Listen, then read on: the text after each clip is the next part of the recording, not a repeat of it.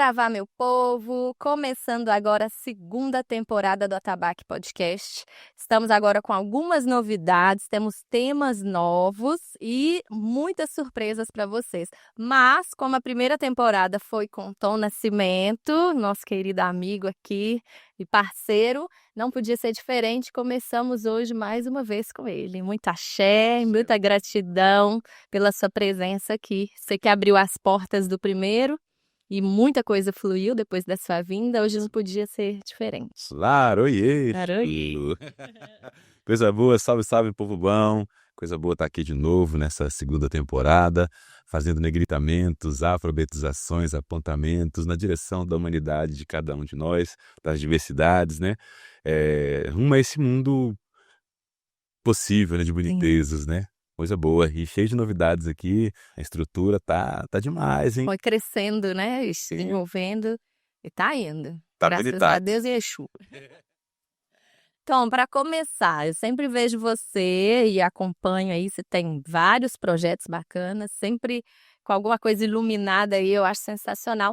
Mas essa palavra, negritamento, quando foi que começou isso e de onde vem isso? Sim. Começa para nós. Eu sou péssimo com datas, nomes, Aham. marcadores assim, talvez até um trauma de escola, porque no tempo da escola a escola preocupava muito com o nome de fulano e a data que ele fez e menos com o conteúdo, sabe? Talvez seja esse o gap, assim.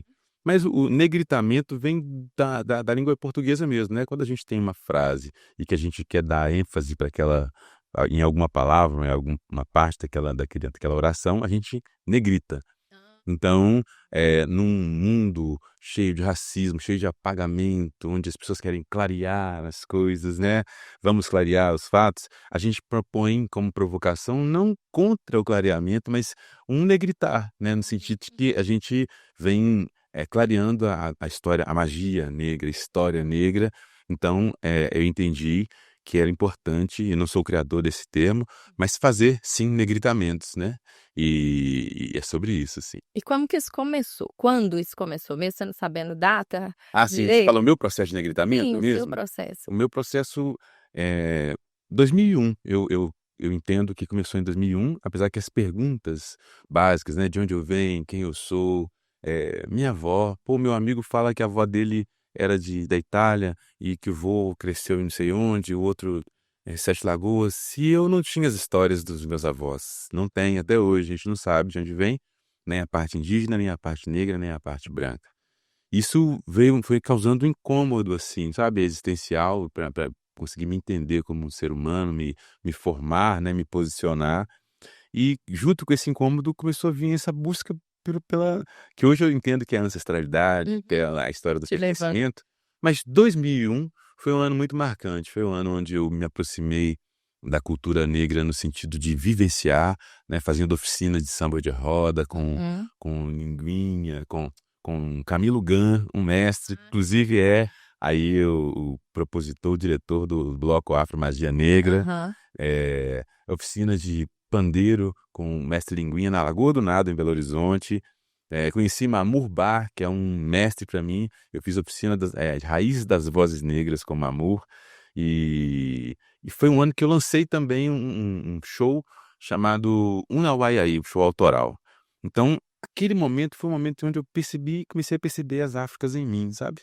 Que De coisa lá pra cá, engraçada. A vida foi te levando para encontrar essas pessoas Sim. e essas oficinas, essas coisas. Sim, esse 2001, esse combo, né, dessa coisa toda, para mim foi um marco, assim, né? Tem Sim. outros movimentos anteriores, mas esse acho que foi um combo. E são várias dessas pessoas eu convivo até hoje. Sérgio Pererê, que é um querido, é uma pessoa também que eu conheci pessoalmente naquele ano, e a gente até compôs uma coisa junto, a gente nem lembra mais da música, né? Mas ela fala: luzir é levar a voz além da cor mortal e ter na poesia a voz. Quem luzia era a luz na era da escuridão e na solidão do mar.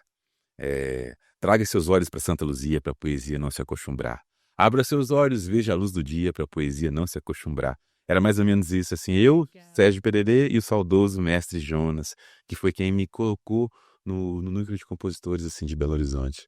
E o que mudou disso, então? Que você teve acesso a um outro olhar sobre sobre ser negro, Sim, certo, sim, né? sim. O que que mudou, assim? O que que foi esse marco, então? Você disse que muita coisa mudou, né, nesse processo, mas O o mais que foi? importante para mim foi começar a me sentir gente. Acho que quanto mais negro, costumo dizer, quanto mais negro eu me sentia, me tornei, mais gente eu virei.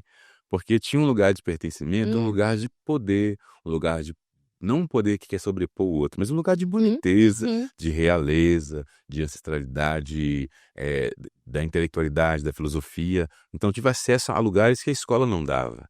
A escola só falava a história do negro a partir de 1500, a partir da invasão dos bárbaros no continente africano. E os bárbaros é dominação, é violência, medo e tudo isso que até hoje impera, né?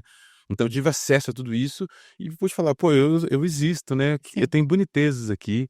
Eu só pude assumir essas bonitezas anos depois, mas eu comecei a perceber.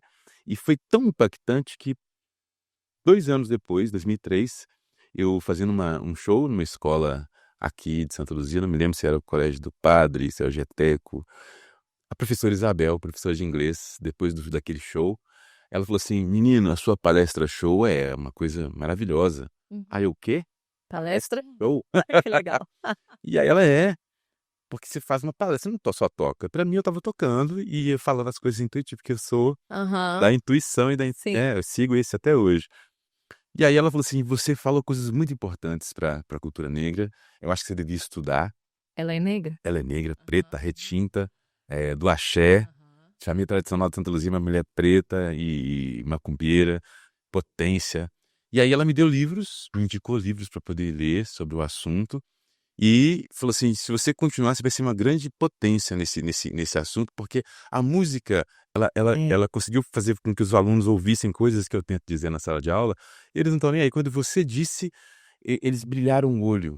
E aí eu falei: palestra show, negritamento, e começou. Então, de 2003 para cá, eu comecei nesse processo de ir para a escola já como missão, como uma ferramenta de transformação, como óleo na engrenagem para que a escola não fosse mais aquele lugar que me acometia, Sim. aquele lugar que eu não queria pertencer, ou que eu não pertencia como gente, eu pertencia como um negro, descendente de escravo, nem era descendente de escravizado, né? Era descendente de escravo, como um menos, como... Uhum. E eu decidi, a partir dali, intuir, concluir, sentir que deveria ir para a escola para transformar a escola num lugar mais, Aham. pelo menos para os pretos, um lugar que fizesse sentido, sabe? Porque você consegue ver isso, né, muito mais do que eu, e o pessoal também é importante saber, que esse racismo todo que tem, né, infelizmente até hoje, muito dele pode ser ajudado, combatido na escola, né? Sim, é porque inclusive é na escola que ele é disseminado, que ele é praticado e naturalizado, né? Sim. Quando a gente fala que o racismo é estrutural, na minha percepção, não é que existe, na minha percepção, tá? O racismo estrutural, o racismo científico, o racismo, para mim é assim, o racismo é estrutural. E aí eu não tô falando de estruturas físicas, tô falando da subjetividade, da construção das estruturas. Todas elas, e falando da estrutura escola, o racismo, a estrutura do racismo na escola, ele se efetiva pelo racismo institucional, onde a instituição escola conta a história europeia, basicamente, ou só a partir daquele lugar. E conta, por exemplo, a libertação dos pretos, dos escravizados em 1888, com mérito para a princesa Isabel, e aí retira todo mundo que veio lutando para que isso acontecesse, todo mundo preto, inclusive. Ela, inclusive, a história da escola nega, inclusive, o Rebouças, que estava junto com a princesa Isabel, que era um homem preto, que era engenheiro, família de engenheiros, de advogados. Então, com 9 anos de idade, quando eu ouvi pela primeira vez falar sobre a princesa Isabel, que me fizeram decorar o nome dela todo, É. né, para passar na prova, aquela coisa, eu tinha aquela história que a gente chama hoje do branco salvador, né? Vem Parece um que a branco que vai princesa é uma heroína, Heroína. assim, né? E cadê? Princesa. E ela não teve assim, eu me recuso até a discutir sobre a importância dela, que a escola já fez muito isso. Que tal a escola falar sobre André Rebouças, que inclusive nem é uma das melhores referências, porque ele era a favor da coroa, Aham. mas era uma referência negra. Se eu tivesse ouvido naquele tempo com 9 anos, talvez ali com 9 anos e não com 20, com 21, começasse esse processo de falar, eu posso ser engenheiro também, como André Rebouças. É, Eu posso ser advogado também, é. né? Não, e sobrava só artista, sobrava alguma outra coisa, Ah, né? Artista quando com sorte, né? Jogador com sorte. sorte. É. O restante é serviços assim, é, é, que não tem tanto valor social, né? Uhum. E aí a escola tem esse papel de fundamental de lutar, né, de trabalhar as relações étnico-raciais. A escola, infelizmente, não tem tido muito sucesso. Eu falo como instituição, não como a professora Patrícia, professor fulano, que tem Sim, muitos tem guerreiros. muito. Mas a instituição, né, o racismo institucional, ele está lá ainda, porque a escola, apesar de ter uma lei federal, a Lei 10.639, que obriga o ensino da história e cultura africana e afro-brasileira nas escolas desde a primeira idade, em todas as matérias, durante o ano todo, as pessoas se pegam dizendo, eu acho que todo mundo é igual. Ah, Eu sou professor de matemática, o que eu tenho com isso? As desculpas mais esfarrapadas, isso é entendi. racismo. Olha, Racismo na importante isso. prática. Assim, não digo que a pessoa, o professor de matemática que fala que não tem nada com isso, é um racista, quanto mais um racista que vai chegar e vai acometer uma pessoa preta. Sim, Essa é a sutileza do racismo no Brasil. sim. Porque esse professor que não está se adequando a essa lei federal, que fez 21 anos agora, eh, ele está simplesmente virando as costas para a história, né? Está negando que a matemática tem primazia na África, é um Uhum, ponto para uhum. poder falar. Enfim, tem tantas outras coisas e tantas outras matérias, mas, por exemplo, um exemplo básico e prático, assim. Teorema de Pitágoras, né? Uhum. O Teorema de Pitágoras foi usado em África Ah, 1000 anos antes do Pitágoras nascer. 1000 anos antes. e a gente só fala de Pitágoras. Pitágoras. Então, assim, e o Pitágoras, não é sobre Pitágoras, é sobre a África, é um lugar que é tido na escola ainda e no nosso subconsciente como um lugar menos evoluído, um lugar pouco desenvolvido. Então, quando você começa a perceber que grandes filósofos que são referências para nós, né, filósofos europeus, passaram 13, 28 anos estudando onde? Em África. Uhum. Então, se a escola começa a trabalhar nessa perspectiva, não é Já é brigar outra contra o coisa. branco, nem contra a Europa, nem apagar a história da Europa, mas é para trazer, para negritar a história Isso. de África, né? Onde a gente tem referências intelectuais de todas as áreas, na ciência, na matemática, na filosofia, na religião, enfim. Sim. Que inclusive a África não pensa religiosidade, pensa espiritualidade, né? Uhum. Então esse processo é muito, muito E como importante. que você chega na escola? Como que é isso, né? Porque a Hum, professora lá falou, né, palestra show, Sim. né, mas você chega assim na escola também, como uma palestra show? É esse o caminho? Como que é? Então, desses 18 anos, 20 anos, 21 anos de arte e educação, a maior parte dele foi feita na militância, no sentido, não é nem militância a palavra, na devoção para tornar a escola um lugar melhor, até que eu percebi que isso é um trabalho que me desgasta muito, que me demanda estudo, que me demanda energia vital, porque dói falar do racismo, da situação que a gente está, e as pessoas não estarem querendo ver. Mas Hum. enfim, eu fui desenvolvendo formas, estratégias, para Você poder chegar no coração das pessoas. E isso ganhou nome, ganhou formato com a Uhum. direção de Daiane Fiuza, que é minha produtora e parceira de trabalho já tem algum tempo. E ela, como é da comunicação, ela organizou e sistematizou aquilo que eu vinha fazendo o tempo todo, né. Então o fazer é o mesmo, as metodologias são minhas, mas ela organizou isso com o nome Só Novembro Não, Ah, o ano todo, ótimo. né, porque a gente Adoro isso. tem a escola trabalha com datas, e falar de negro, de preto, de negritude, dessa coisa toda, vamos deixar para o mês de novembro. A escola faz assim, É. né, sendo que a E lei é o mês que uma galera é chamada para palestra também. Eu exato, fico né, nossa. acompanhando lá pelo Instagram, né, o pessoal que eu sigo, e que eles só: "Gente, chega novembro, todo mundo quer palestra", e tem gente que não quer pagar ainda pela palestra, né. Tem gente que acha que: "Não, pra que eu tenho que pagar uma palestra? Ser obrigada a fazer uma palestra", Sim. né. Por quê? Porque você é preto, porque esse assunto Né. não tem a relevância. Olha o racismo de novo aí. É, eu É uma área muito, muito difícil, eh, perceber o racismo para quem não está estudando, não tá com a visão ainda eurocentrada e com os olhos lá para os Estados Unidos. É muito difícil perceber o não, modo operante do racismo no não, Brasil, porque as pessoas não se dão conta que isso é o que racismo. isso é. Não a pessoa é racista em si, mas se é o racismo incidindo nela, na atitude dela, no olhar dela, na postura, na cosmovisão, enfim. E aí, só novembro não, o ano todo, quer dizer o quê? Que todos os meses você tá na escola, tá em A algum ideia é lugar. que nós não somos negros só em novembro. Aham, Nós somos negros todos os dias. verdade. Nós somos mulheres todos os dias, Uhum. LGBTQIA+, todos os dias, indígenas todos os dias, branco todo dia, pobre. Enfim, a gente é o que é todos os dias. Então, a data ela tem que ser um ponto de partida, de provocação, para que seja tratado alguma coisa. Mas o Só Novembro Não, o ano todo, ele vem a partir da Lei 10.639, que é uma lei federal, Uhum. e que nos dá base para poder estar nas escolas ajudando os professores a tratar do tema, seja qual for a matéria. E nós desenvolvemos estratégias para que isso aconteça durante o ano todo, né? Já que a cultura africana ela está na base da nossa sociedade, seja na língua, então está em português, na literatura, na matemática, na culinária, na filosofia.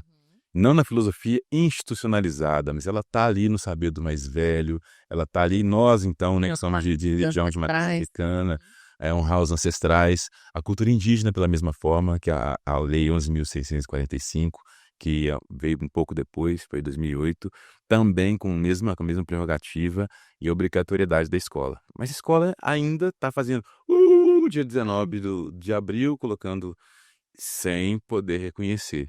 Então, a gente tem, no Só Novembro Não, várias possibilidades. A gente tem palestra, Uhum. formação de professores, formação continuada, porque, deixa eu falar primeiro dos temas, né? Palestra show, Uhum. formação de professores, contação de história, Uhum. literatura guiada. Acho que é isso. Se tiver mais alguma coisa, depois a gente lembra. E através dessas ações, a gente pode ir instruindo os professores e a escola a achar formas de Sim. fazer com que essa lei se cumpra. Porque há uma tendência da gente coisificar. A Uhum. Europa tem mania de coisificar tudo. Uhum. Tudo tem que ser tangível e tem que ser controlado. Aham. E nenhum ser humano é controlável, é definível assim do nível que a Europa quer. Muito menos a cultura negra. A cultura negra ela não é binária, certo, errado, Deus, diabo, bonito e feio. Tem muita nuance e nada é tão assim como a cultura que nos rege quer colocar, né? Então, quando eu chego numa escola, antes de chegar na escola, a gente tem uma conversa com com a coordenadora, com a supervisora, com os diretores, professores, para ver como que é que funciona, quais são as dinâmicas daquela escola, daquele bairro, porque já que é estrutural, a gente não pode chegar lá com uma ação. Olha, vamos fazer algo com gado. Com gado você canta assim, faz assim, toca isso, pronto, já falou sobre congado. Capoeira, você faz esse movimento, é sobre estilo de vida. Cultura negra é estilo de vida. Assim como a religião, né, a nossa forma de ver a espiritualidade, não é um dia de ir lá no terreiro, de ir no lugar. É o Não tem jeito. como explicar Umbanda, né? Umbanda mesmo, que é a minha parte, né? Não tem como explicar Umbanda realmente só como Um curso. não tem jeito. Formação. É muito mais que isso, né? Tem que sentir, tem que falar. É. Inclusive, eu vi esses dias, né? Só falando um pouquinho, uma pessoa, até um podcast falando sobre África, e a pessoa entrevistada, ele era iniciado em Ifá. E ele estava falando isso, né? Que orixá, não tem como definir orixá se não for sentimento. Porque qualquer pessoa que você falar de religião e falar o que é orixá? Orixá é tudo na minha vida. Orixá é amor, né? É sentimento primeiro. E Não tem como explicar de outra forma primeiro, né? Se eu falar o que é Oxum pra você? Aí você vai falar, Oxum é tudo. Oxum é maravilhosa, é amor, eu amo demais, eu sinto isso. E, né? A gente fala primeiro do que tá sentindo, não tem como realmente moldar o que é Oxum. Né? Não tem como mudar que é Ogum. É muito mais que você isso. foi no ponto. Exatamente o ponto forte da nossa formação, das nossas atividades, a gente chama de tambor interior. A gente tem um nome carinhoso para o coração que é tambor interior. A cultura europeia vai falando, não, Oxum é o orixá das águas doces, dos rios, e que usa E que que cor é? que a cor é esta, O blá, dinheiro. blá, blá. É tudo muito assim, né? Como se fosse possível. E isso é coisificar, isso é reduzir, isso é minimizar uma cultura, uma divindade, né? E pensando em candomblé, por exemplo, a gente fala muito dos orixás, mas esquece dos voduns, dos inquices, são outras formas de ver, então é tudo muito resumido. quando a gente propõe uma atividade na escola, a primeira coisa que a gente está interessado é, claro, quer entender, quer ter letramento racial, tem muito curso, tem muita literatura hoje, bem Uhum. mais do que quando a gente começou, mas isso é fundamental. Só que, mais do que isso, é esse tratamento de você com você mesmo. Quando a gente percebe que o racismo é estrutural e que ele está incidindo na nossa cabeça, no nosso modo de ver, e quando eu digo nós, somos todos nós. Nós pretos nos negamos, demoramos a aceitar nossa boniteza, nossa realeza, nosso jeito. Até chegar nesse processo, às vezes a gente passa uma vida sem virar gente. Né? Sem se sentir gente, se Sim. sentir merecedor daquilo tudo que você quer, seja os bens materiais, seja o curso, seja o amor.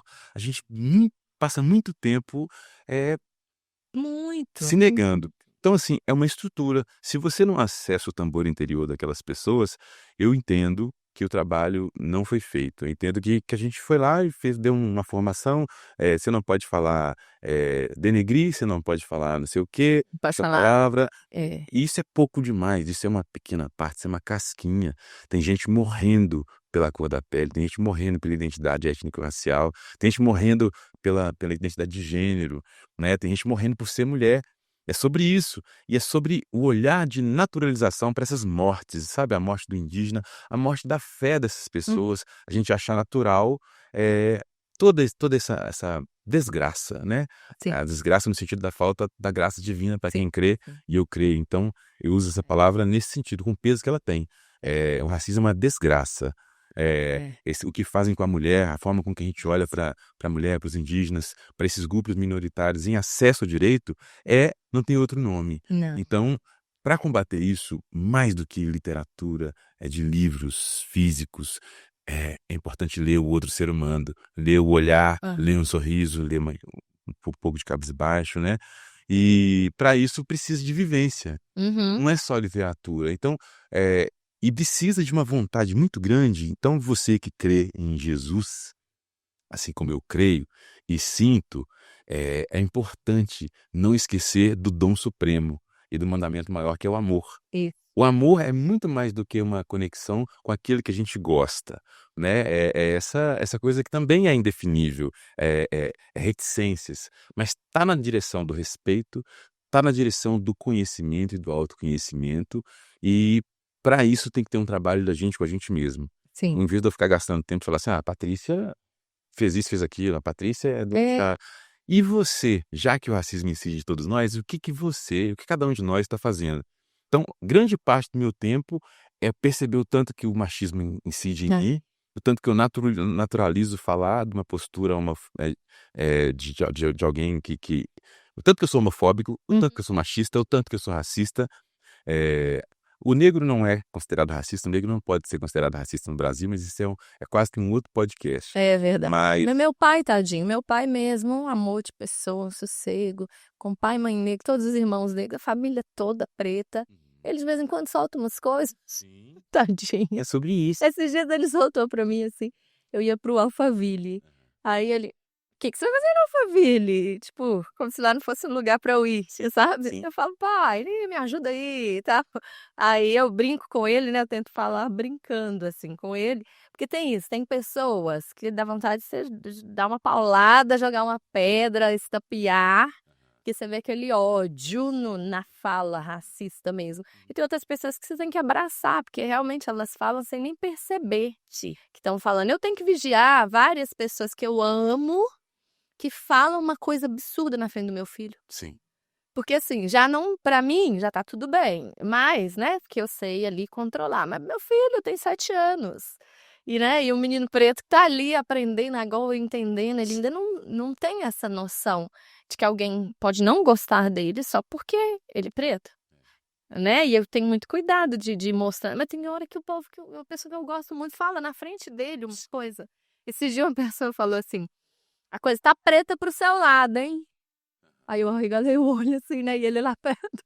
Aí ele fez assim, mas, mas. Aí ele ficou sem entender o que quer dizer, né? Por que a coisa tá preta? Falou, o que isso quer dizer, né? Porque ele sabe que ele é preto. Aí ele fica assim, mas eu não entendi. Falei, meu filho, deixa isso aí e tal. Mas aí a pessoa foi e percebeu. É por isso que eu confuso uma coisa assim, se a coisa tá Maravilhoso. preta, tá bonita, é bonita demais.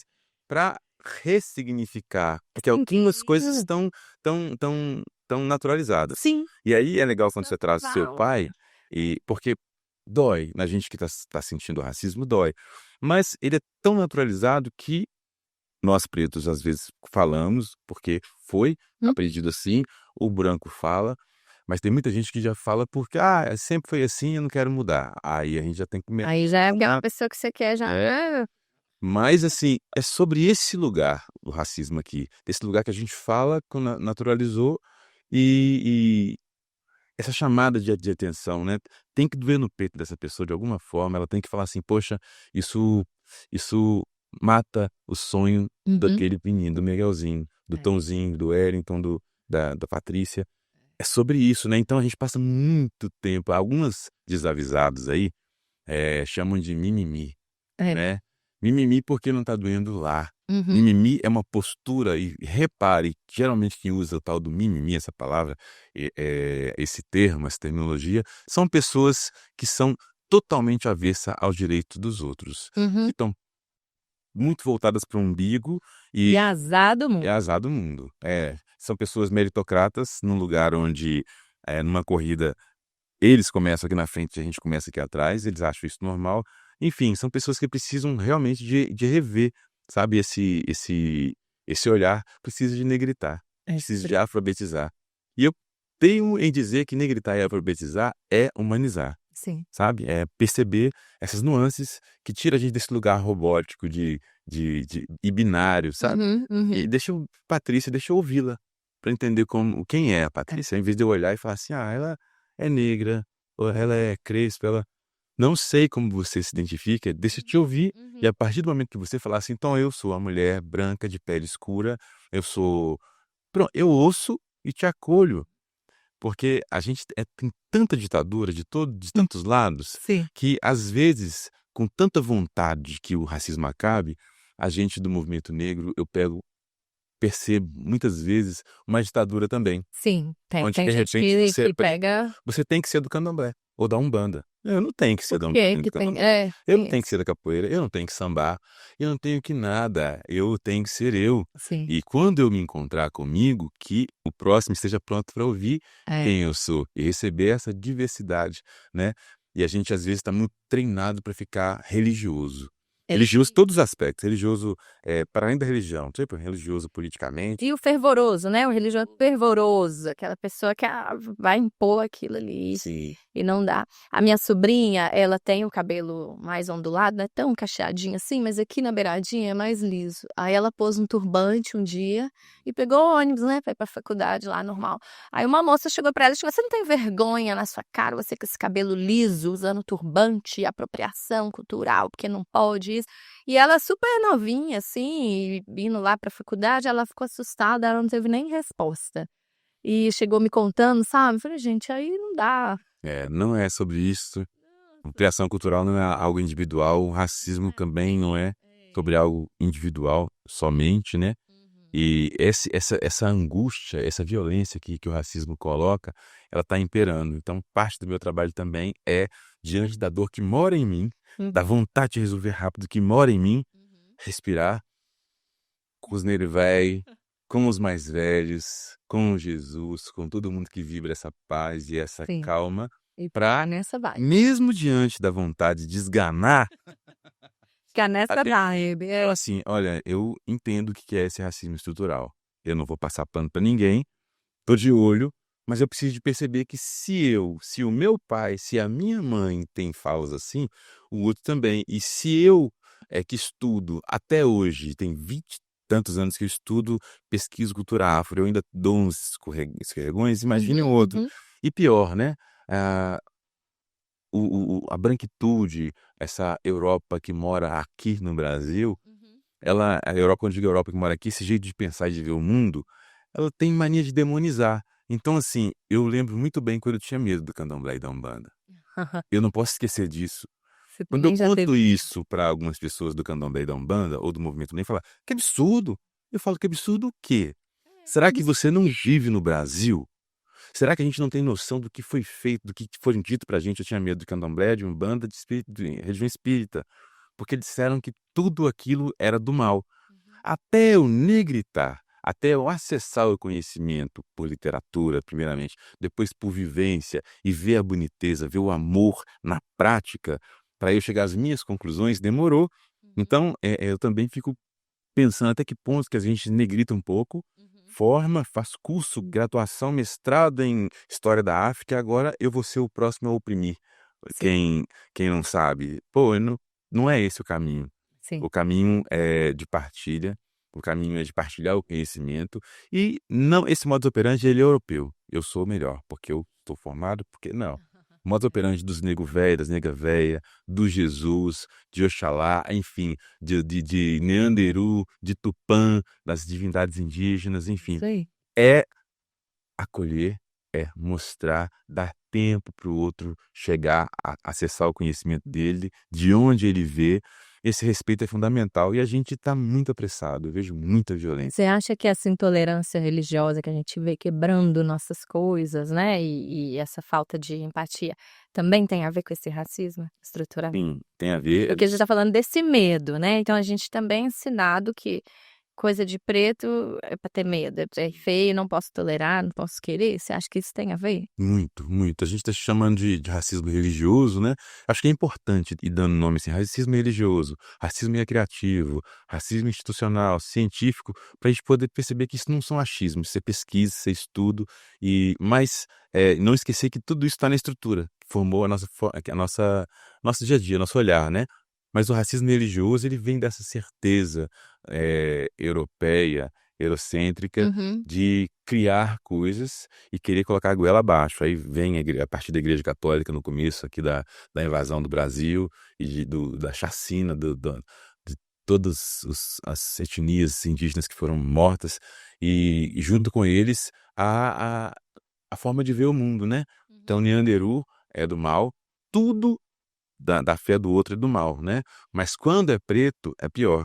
E as igrejas cristãs, normalmente, nem todos e nem todas, mas normalmente trabalham nessa perspectiva do medo e com a autoridade Hã. que eles se dão de destruir e de julgar, né? Então, chegou ao absurdo de ter o traficante de Cristo, Nossa, gente que está no tráfico, que um mata caos. tira a vida de alguém por uma questão de droga, por coisas mínimas, que se sente no direito, em nome de Cristo, que não tem nada a ver com isso, Não, não chegar num templo, num terreiro, e numa casa, quebrar e quebrar, destruir. mal dizer, de matar as pessoas. Então, Nossa, isso eu tenho certeza que não tem nada a ver com Cristo, não. nem com Deus, seja qual nome for, nessa postura, né? Então, assim, teve um caso, ano passado, que um amigo querido, uma criança que é um fã, é o eu não vou falar nome não sei se Sim, tem alguma implicação, né, por ele eu tenho certeza e pela família também não. sim, Mas enfim, ele chegou na escola com a guia dele, sim. na sala de aula. Fez 4 anos, ele tinha 3. Aham. A professora não queria deixar a criança entrar na sala de aula Mentira. por causa da guia. Isso aqui não, Gente, aqui não. Em nome de Deus, está amarrado. ô gente, É o cúmulo o cúmulo. do racismo, do absurdo, devia ser presa. Nesse sentido, a gente tem que eu entendo que ela está munida de medo, de terror, porque ela entendeu que aquilo é do mal. Deu já um gatilho nela ali, né, Gatilhou. Não estou horrível. justificando e nem Hã, culpando da sim, atitude você dela, mas eu estou entendendo todo o processo, tanto que a gente precisa, os pastores que têm a visão, os líderes de outras religiões, de se implicar sim contra o racismo, porque é sobre isso. Às vezes o pastor dela não ensinou dessa forma. não, ela não sabe nem o que que é, porque é lógico, ela não sabe, né, vai falar: "Isso aqui não", O menino tá uma até guia. hoje ele tá ali sentindo, ele tá meio assim, aí resolveram, a mãe dele é do santo também, e movimentando, a professora não tá mais na rede municipal de ensino de Belo Horizonte, mas isso não é comum, não foi a primeira vez que eu vi como palestrante, como formador. Eu já vi isso acontecer outras vezes em outras escolas, e o trauma que é para essa criança. Olha o Nossa, tanto que é sério, essa professora fez isso. Uma pessoa que lida com arma, que acha que é natural matar, ela mataria porque na cabeça na dela cabeça dela aquilo é o aquilo é mal, e ela tá matando, tem direito de matar. nossa. É muito sério a luta antirracista, a partir das religiões. Então, eu entendo e convoco todos os líderes religiosos, inclusive nós, Sim, das dá a religiões, entender. porque às vezes a gente está muito preso na religião e esquece da formação. Então, as pessoas que estão ali na assistência da Umbanda estão ali para pegar a sua consulta, para resolver sua vida com o Exu, com, sei lá, com o Nego Velho, seja com quem for. Mas é uma religião que não é só negra, mas ela tem base negra, base africana, e é muito importante com que isso que você está fazendo, que outros babas, né, outros pais de santo e mãe de santo estão fazendo, que é esse processo de letramento. Uhum. Porque uma coisa é o compromisso com a espiritualidade, beleza? A religião. Outra coisa é como que é essa religiosidade na sociedade. Na comunidade, né? Eu vejo eles como uma Porque comunidade. várias pessoas que estão ali no terreiro da gente também não têm letramento e estão naturalizando esse racismo, sendo macumbeiros. Sim, e tem gente que chega lá pra nós e fala assim: "Ah, eu vim aqui, mas meus pais não estão gostando, eles estão muito bravos, o que que eu faço?". E aí você vê que eles têm isso em casa, então eles não sabem nem explicar também o que que é Umbanda pra falar pro pai e pra mãe, não sabe o que que é o fundamento, né, não tem isso. Aí você tem que ir, ó, vamos com calma, não adianta você jogar pedra no pai e na mãe também, você ora com seus pais, eles têm que, né, tem que ter um respeito, vamos devagar, porque até isso acontece muito, né, tem gente que vai, o marido não gosta, tem marido que vai, a mulher não gosta, tem gente adulto, porque uma coisa é adolescente, mas tem gente adulto que a família não aceita. E que a pessoa vai lá e começa a ter que lutar com a família toda, que a família começa já a ficar todo mundo de rabo de olho olhando, o que tá acontecendo com fulano agora? Agora ele é de outra religião, o que que é, né? E aí, Como é que vai se comportar? onde que nós vamos bater nessa parte? Porque, por exemplo, se uma família, um adulto, ele está lidando com essa dificuldade na família, o que está acontecendo? A nossa postura é de brigar com a família e falar que eles têm que nos respeitar. Todo mundo faz o que acha que tem que fazer. Mas o convite do letramento racial, do Aham, estudo da história do nosso país a partir do mundo negro, sim. desse olhar todo, é exatamente para poder perceber por que que essas famílias estão com esse pensamento, porque às vezes nós que estamos sendo acometidos pela família, também temos no fundo, assim, ó, isso aqui não é muito certo não, mas de alguma forma eu estou gostando, Aham, não, isso aqui é muito grave o que eu estou vivendo, eu vou para cá, porque é muito grave, aí essas coisas graves é só aqui que mexe, depois eu vou aham, lá. Tem toda uma construção sim. de demoníaca em Uhum, cima das religiões não cristãs, que a gente precisa de combater com letramento, com sim. estudo, com conhecimento. Como que foi que chegou nessa história que Exu é diabo? Nossa. Né, essa certeza, sendo que diabo só existe a Umbanda, talvez, não sei, tem umbandas e umbandas, candomblés e candomblés, não é igual, isso é muito legal, Uhum. assim como as igrejas cristãs também, católicas, mas, a figura do diabo não existe dentro do candomblé, por exemplo, Não. né, existe colheita e tal.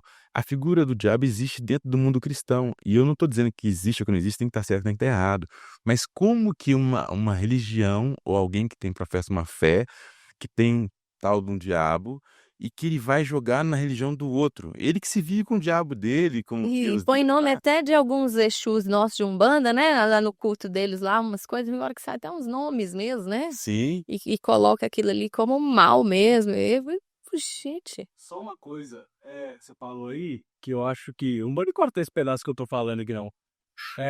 Que é o seguinte, demoniza a religião que é preta. Porque ninguém fala isso de outras religiões, do budismo, ninguém fala isso de Seixonoye, ninguém fala que é esse demônio, Sim. entendeu? Da religião preta. Exatamente. O racismo, né, tem racismo contra o judeu, racismo contra o indígena, mas Mas é diferente. com o preto, com o negro, É. é diferente, e essa estrutura vem sendo montada desde muito tempo. Então, quando a Igreja Católica disse que nós não tínhamos alma, então precisava de ser convertido, hoje a Igreja Evangélica chega nos lugares, nem todos, nem todas, como a gente sabe, Sim. mas que chega, ao invés de só ofertar o amor, oferta o amor com troca. Então, você vem para minha religião, você cultura, o jeito que eu estou te falando, e aí você mata o jeito de ver e de Uhum. sentir de uma etnia, de um povo. E quando é preto, assim foi com o samba era coisa de marginal, tudo que é preto é assim que o Brasil faz. Que foi O vendo. samba, a capoeira, o rock, o funk hoje. Ah, mas o funk tem letras que falam de... Gente, todos os estilos têm Tem. letras que falam que diminui a mulher, que fala de sexo, todos. O rock, o soul funk, o blues, o jazz, mas se é o preto, se é do Aí preto, tem um outro tem peso. problema. E principalmente se é o preto, é a partir dele, né? Então, quando eu sou funkeiro, eu me sinto funkeiro na essência. Na verdade, eu sou a música, eu sou tudo que a música puder Sim. ofertar, eu me sinto apto. Isso eu resgatei a partir do meu processo de negritamento. Então eu posso tudo. Eu posso Sweet no, sweet cherry, oh, carrying fortune, carrying ho. Eu posso cantar um clássico, eu posso cantar um blues, eu posso cantar salsa, eu posso tudo. Uhum. Mas o mundo europeu, a visão europeia, ela quer se dividir. Ela pode ter acesso às coisas. Toda vez que o mundo branco, e eu não estou falando de cor de pele, né? É importante Sim. negritar, que eu não estou falando de pessoas brancas, eu estou falando de jeito de ver o mundo. Toda vez que o mundo branco acessa as nossas coisas, ele pega, raleia, desfaz os sentidos todos e devolve para a sociedade branqueada. Né? Que a gente costuma dizer até que a bossa nova é o samba branqueado. É legal demais a bossa nova, tem tantas coisas. A cultura branca faz isso, fez isso com o samba, Aham. faz isso com a capoeira, aí tem capoeira de Jesus.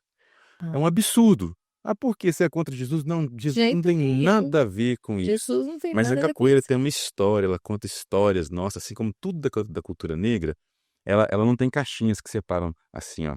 Então, lá na capoeira tem axé, na capoeira tem candomblé, na capoeira tem filosofia, na Uhum. capoeira tem dança, Uhum. tem esporte. A cultura negra é repleta dessa riqueza. E o Sim. que a cultura branca faz? Ela tira tudo e coloca, não, isso ou é dança ou é luta. Não pode ser como o ser humano é. Sim. A Patrícia é só mulher? Não, A é um monte Patrícia é de mãe, é É. irmã, é filha, é mãe de santo, é empresária. Quantas coisas nós somos? O mundo Sim. branco quer que você Seja uma seja. coisa só, você tem Quem que exige isso? se Eles. É. Você tem que se nomear, né, alguma coisa. Eu lembrei de um caso aqui, que entra dentro disso que a gente está falando, né, de ser muito estrutural. Eu tenho uma cliente de Ayurveda, no spa, né, como terapeuta Ayurveda, apareceu lá uma cliente negra, e ela ficou super feliz de ver que eu era negra. Aconteceu isso já mais de uma vez, mas a primeira vez que aconteceu eu achei estranho, porque eu não sabia disso, né, que alguém ia ficar mais confortável de saber que eu era negra, pra ser uma pessoa que ia tocar nela, fazendo massagem. E aí eu achei, que legal, não tinha pensado nisso, na minha cabeça, né, eu formei muito nova. E tá, e foi legal. E ela é professora e ela sempre colocou isso na escola, sempre levando essas questões para a escola, para os alunos. Ela tinha vários projetos legais, mas ela nunca tinha ido num terreiro. Eu acho que até hoje ela nunca foi e até hoje ela tem medo. E eu falo com ela, Ana, você tem que ir, vai lá em casa um dia, eu vou estar lá, você pode ficar tranquila, qualquer coisa você pode perguntar, você toma seu passe, vai embora, ou nem toma passe, mas você como professora, levantando coisa pessoal, você tem que saber o que é um terreiro. Sim.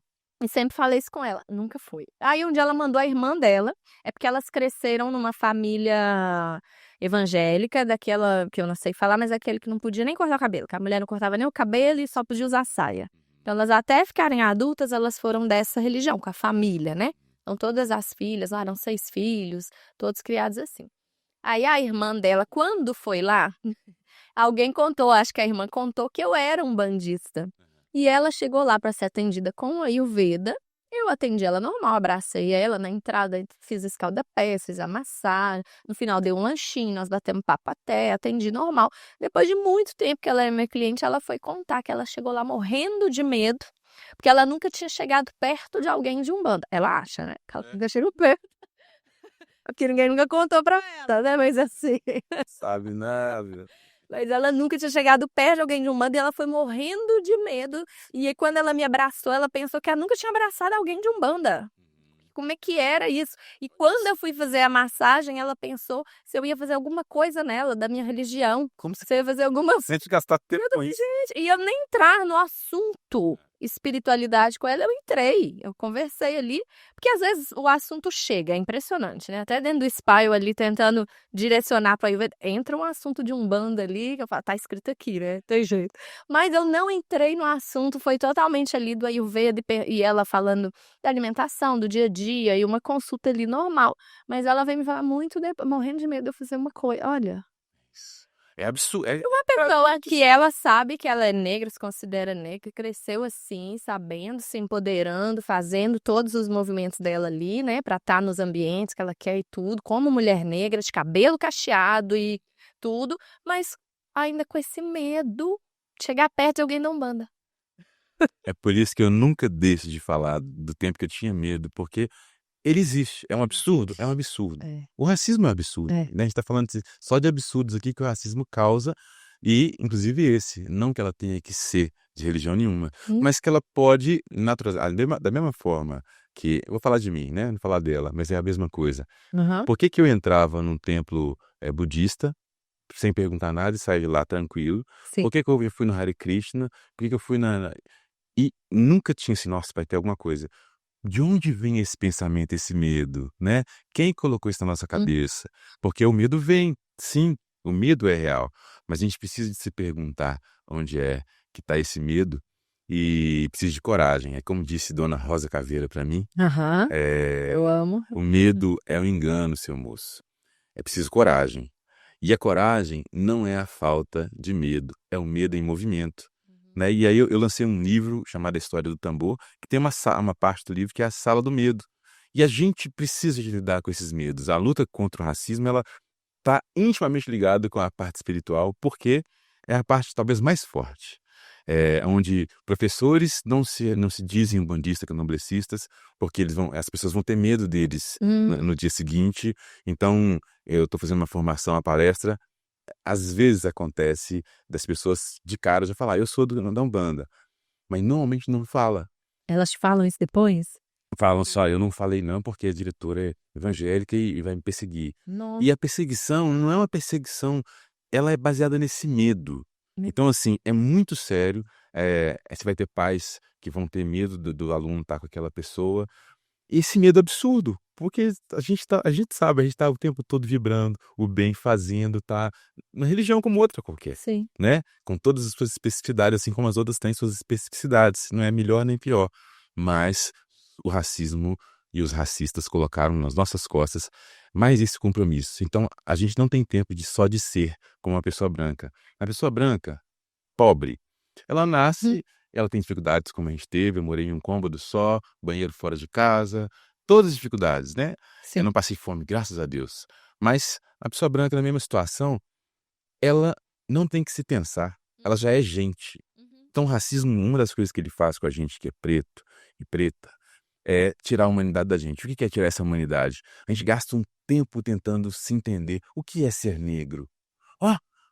Que é ser negro, a gente tem que entender que é ser negro primeiro para depois se tornar gente. Olha Por isso só. existe essa lógica de tornar-se negro, porque até então você é menos alguma coisa, você é simpático, você não é lindo e linda, você é gente boa, você é até educado. Esses são os lugares pra gente, não tem um lugar de humanidade. Isso o racismo Não, faz. aqui, vi uma moça preta, mas ela era tão bonita. Tem Tem uns mais, né? comentários assim, né? Tem um mais. Nossa, que preta bonita, né? Que nossa, a moça preta era tão bonita. E eu escuto muito assim, pra mim, é que eu não sou preta. Sim. Não, você não é preta, você é morena, direto. Eu escuto isso assim, a vida inteira. E eu sempre falei, gente, Como assim?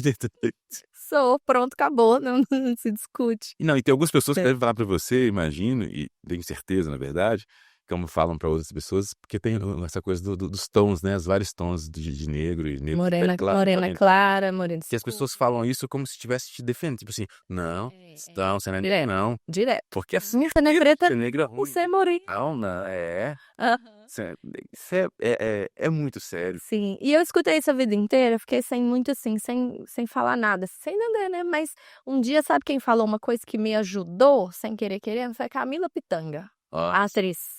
Ela falou, gente, as pessoas me param na rua e falam que eu não sou preta porque minha pele tem uma cor bonita e meu cabelo é bom. Uma coisa assim, não sei se era porque o nariz era bonito, o cabelo era bonito, assim, que a pele dela era clara, era bonita e o cabelo era bom, então ela não era negra, ela era morena. E aí ela tinha que ficar ensinando que ela é negra sim, e que o cabelo dela era bonito, a pele era bonita, tudo bem, tudo certo, e ser negra era assim. Aí que eu falei, gente, é mesmo a minha cor, igual a Camila Pitanga, eu também sou, e o povo fica falando a mesma coisa comigo. E eu percebi, né, que todo mundo fala isso comigo também. E aí eu fui vendo É que eu comecei a perceber que tinha essa intenção de falar, né? Não, você não é preta porque se fala que você é preta é feio. E tem uma coisa, Paty, que é muito importante. Eu entendo esses 20, quase 30 anos de estrada, mas 20 e poucos anos de arte e educação, é que por mais que a gente fale sobre o assunto, nós brasileiros não sabemos o que é o racismo. Eu falo por definição. Aham. A gente sempre espelhando nos Estados Unidos, o que é um equívoco muito grande. E a gente não sabe o que é raça. A gente aprendeu, eu tenho 48 anos, que existiam 4 raças no sentido biológico. Uhum. Essa palavra raça ela não pode ser usada, não deve ser usada no sentido biológico para os humanos. É espécie. Então não somos 4 raças, somos raças é usado no sentido antropológico, né? Aham. Direcionado para as etnias. Então no Brasil nós tínhamos várias etnias ou várias raças. Aí raça, quando a gente fala de raça, é preciso negritar para as pessoas e para a gente mesmo. Quando a gente está falando de raça, a gente está falando não é da cor da pele, necessariamente. A gente está falando de forma de ver o mundo, de fé, de língua, de cultura, de arte. Tudo isso que Uhum. compõe um povo. Então, os pataxó são diferentes dos Xacriabá, que são diferentes de outros. Então, são raças diferentes por causa da cultura, Sim. da forma de ver o mundo, não pelo sangue. E aí, isso é já um gargalo muito grande, porque quase todas as vezes que nós brasileiros falamos de raça, aí tem a questão do negro e preto. Então, nós temos que lidar com isso, porque nós temos que ser categorizados, as pessoas brancas não. Uhum. Toda palestra que eu vou fazer numa escola de formação, eu pergunto quem se considera branco. Quase ninguém se levanta a mão. Então, você tem um dado ali, que você vê pessoas brancas que não se enxergam como branco. Ah, tá. E aí tem esse olhar. O Brasil é autodeclaração. Então, se você disser que você não é negro, você é indígena, você é indígena. Então, esse é um dado. Outro dado é como a sociedade te vê. Uhum. Então, eu vejo pessoas brancas que não se leem como brancas, ela está no direito dela, no Brasil é autodeclaração. Porém, aí você pergunta, né? Você já sofreu racismo? Não. Aí eu vou ajudando a pessoa, porque eu não posso dizer que ela não é, que ela é, mas essa construção, ela está De mostrar. muito distante Sim. do lugar ideal. Por mais que, por exemplo, em Santa Luzia, nós somos 76% de população negra autodeclarada. Olha só. É um dado que parece bom, porque nós somos 76, então somos 76% de pessoas que se conhecem como negras, que vão se posicionar. Não é assim. E tanto é que na escola a gente você percebe na baixa autoestima das crianças, das pessoas, no cabelo, em todos esses lugares de força, de poder, numa colocação social, no sonho, né? Que sonho? Os pais estão falando, sonhar com o quê, menino? Bem, a vida é real, né? Aham. Você não sonha. E aí, entender isso é um desafio muito grande. Então, às vezes o movimento negro, os estudiosos estão querendo discutir assuntos assim, solidão da mulher negra, um assunto super complexo. Sim. Palmitagem, que são um termo que eu não uso, mas É, tem vários não, nomes mas- e tal, vários termos que estão muito distantes ainda dos professores, inclusive os professores de graduação, e distante ainda da população. Então, quando a gente teima em levar um podcast ou alguma coisa com temas assim, trazendo à tona esses temas de forma muito complexa, a gente está falando pegando para convertido, a gente está falando para pessoas que já entendem, falam, nossa, ele sabe mesmo. É. E a minha vontade e nosso projeto São Novembro não, o ano todo, que inclusive não é só para escola, é para empresas também, Sim. pensando no ISD racial, compromisso antirracista que as empresas têm que ter, é para ajudar as pessoas a perceberem isso antes de apontar, perceber nelas, porque está muito dentro de uma tal de sutileza que não tem sutileza nada, mas eu vou usar essa palavra assim, está bem escondidinho ali. Sim. Então você não percebe quando você está sendo. A gente fala assim, não, mas isso não foi racismo, né, Patrícia? Isso foi bullying. Isso foi. A gente tem uma tendência de. Ah, também não é pra tanto, né? Sim, é. Quem está dizendo isso geralmente é quem não sente. Aham. Quando você chega na escola e pergunta, né? Então você tem lá vários pretos que não levantam a mão para dizer que são pretos. Então você entende que é uma pergunta que dói ainda. Porque essa pessoa Aham. pode estar no estágio que eu estive. E você pergunta isso pra adulto e pra criança? Pra criança, eu Você não só passo pergunta? no bololô, assim. Mas pra criança eu vou pra outros lugares. Aham, Eu vou tá. pro lugar do Aham. poder, do encantamento, da beleza, de referências Aham. muito legais em todas as áreas da cultura. Já chega um professor, né, alguém famoso na escola com cabelo igual o dele, e aí fala, as crianças me abraçam assim, o meu cabelo é igual ao seu. Que legal. Sabe, isso é o valor pra criança, é a referência, né? olha, e ele tá dando aula para os professores, eles estão gostando dele. Ele tá falando coisas importantes, a minha mãe gostou. Que legal. Olha, ele fala, eu ouço, por exemplo, um idoso falar assim: olha, meu filho, que Deus continue te abençoando, viu? Você fala dessa sua religião aí, mas eu sinto Deus em você. Isso para mim Ó, é potência.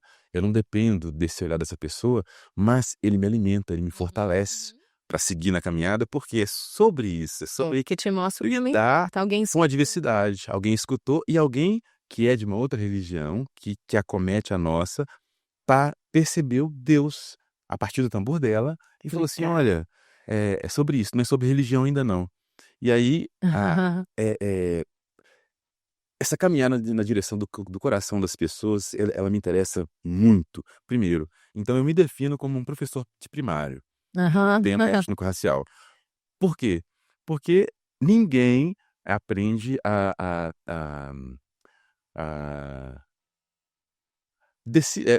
como é que fala? Disseca essa oração aqui pra mim, ó. Onde está o sujeito, o predicado, onde que tá o verbo.